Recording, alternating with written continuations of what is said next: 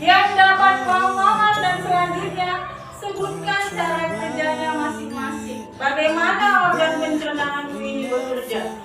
Kita sudah tahu kalau kita mau makan, masuk ke dalam mulut dulu dimasukkan, setelah di mulut diapain? Dikunyah. Setelah dikunyah, ditelan masuk melalui saluran kerongkongan.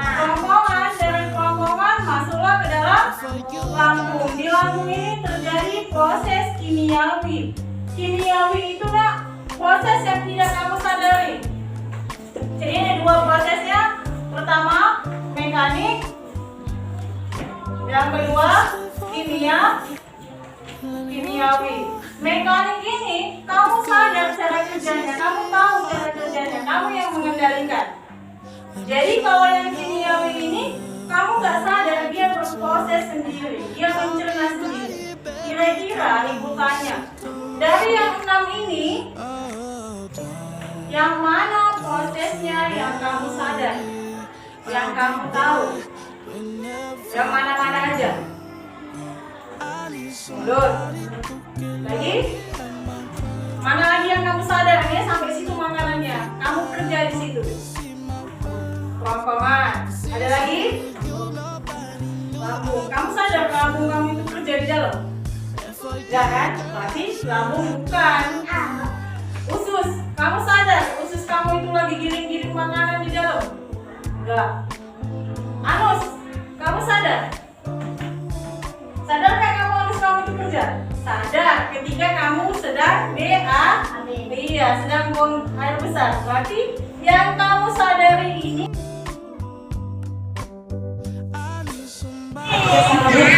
Bagaimana kemampuan siswa SD Negeri 104230 Ya, di sini SD kami SD 104230 Tanjung Sari. Kalau ditanya masalah kemampuan siswa ya, kemampuan siswa itu berbeda-beda ya. Ada yang di atas kemampuannya, ada yang tengah, ada yang sedang. Jadi dia itu kemampuan tingkat tinggi, kemampuan tingkat menengah, dan kemampuan tingkat bawah. Kita nggak bisa menyamakan karakter anak itu semua itu bisa atau semua itu tidak bisa. Jadi kembali lagi ke perhatian orang tuanya. Kalau dia biasanya dari keluarga yang penuh perhatian gitu, yang mau membimbing anaknya, itu kebanyakan rata-rata anak yang penuh perhatian itu kemampuannya kita bilang tinggi gitu. Tapi kan sebagian keluarga ini ada yang kurang perhatian atau mungkin karena orang tuanya sibuk sehingga anak ini kurang diperhatikan, kurang dibimbing di rumah, sehingga anak ini kemampuannya kita bilang, maaf cakapnya ya, agak lemah dia. Terus bagaimana mengatasi siswa yang bermasalah di dalam kelas seperti berkelahi atau tertidur di kelas gitu, Bu? Cara mengatasinya dan penyebabnya itu gimana, Bu? Seperti yang Ibu bilang tadi, walaupun dia dari tingkat intelektual dia itu berbeda, lalu karakter itu juga pasti berbeda-beda ya nak. Namanya dari keluarga tadi, dari lingkungan tadi, ada anak ini yang bukan kita sebut bandel ya, kita sebut kurang baik. Jadi kalau yang kurang baik ini mungkin dari faktor lingkungan ada, dari keluarga juga ada.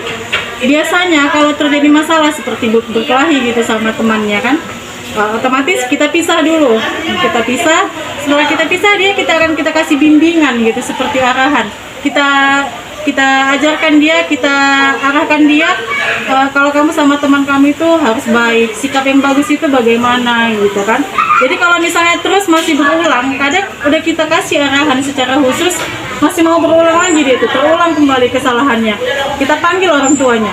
Jadi kita sharing sama orang tuanya bagaimana kita di sekolah bisa menanganinya, otomatis tidak lepas juga dengan bantuan orang tuanya. Orang tuanya ini harus bisa ngasih keterangan gitu, harus bisa mengarahkan anaknya ini cara bersikap yang baik itu bagaimana sama temannya.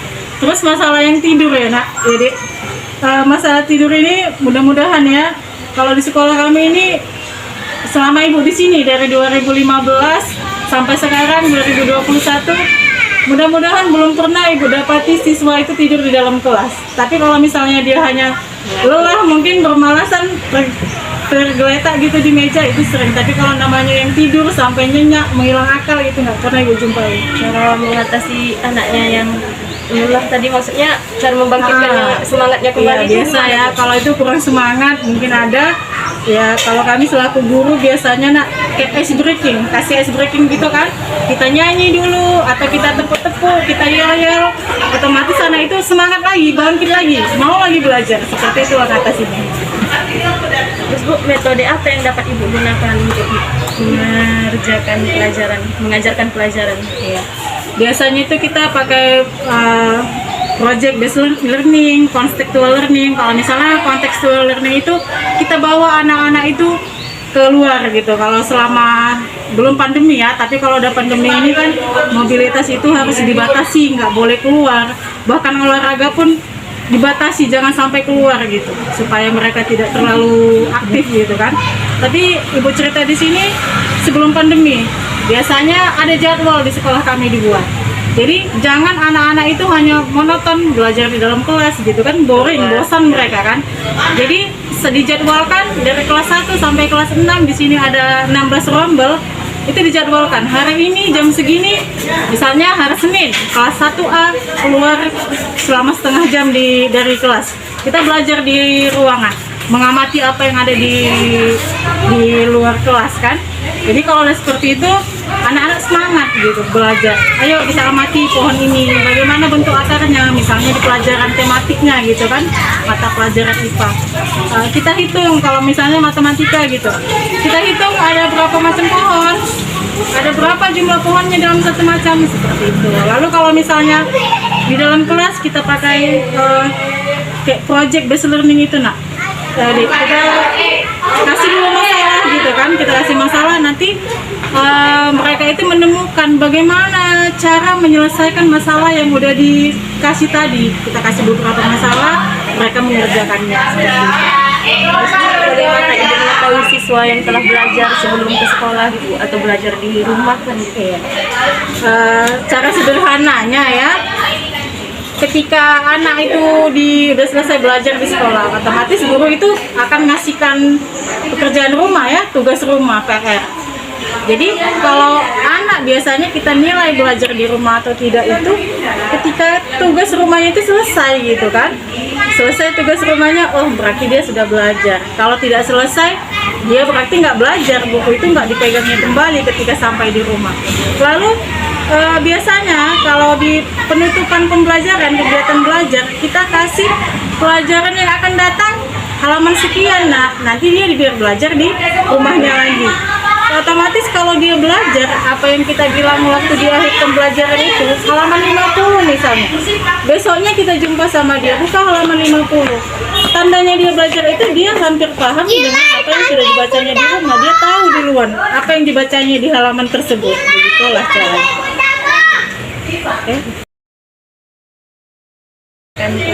Mengajarkan pelajaran. Iya.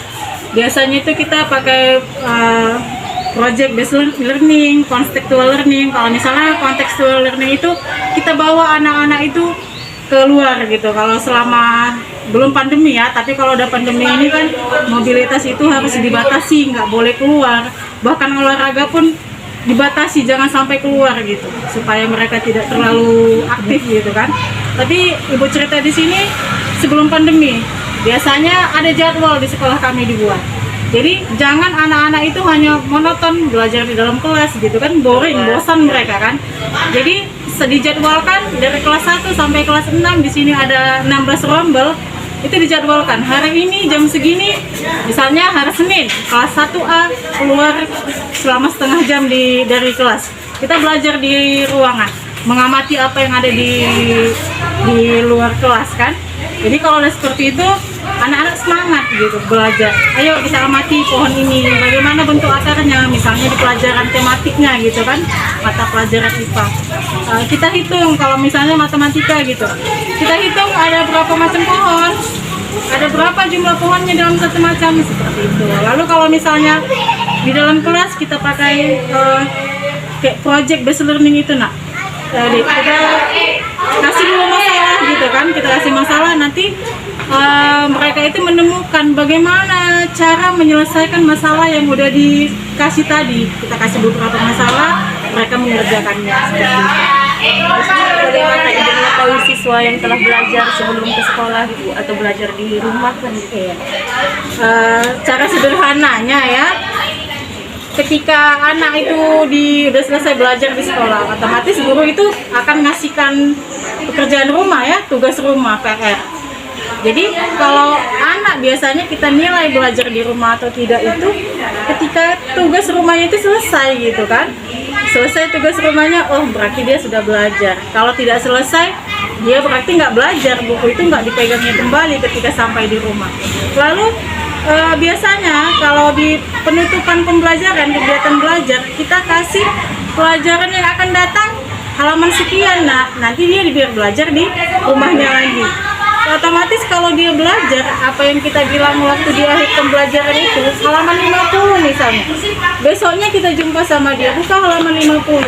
Tandanya dia belajar itu dia hampir paham dengan apa yang sudah dibacanya di rumah. Dia tahu duluan apa yang dibacanya di halaman tersebut. Begitulah caranya. I need somebody who can love me at my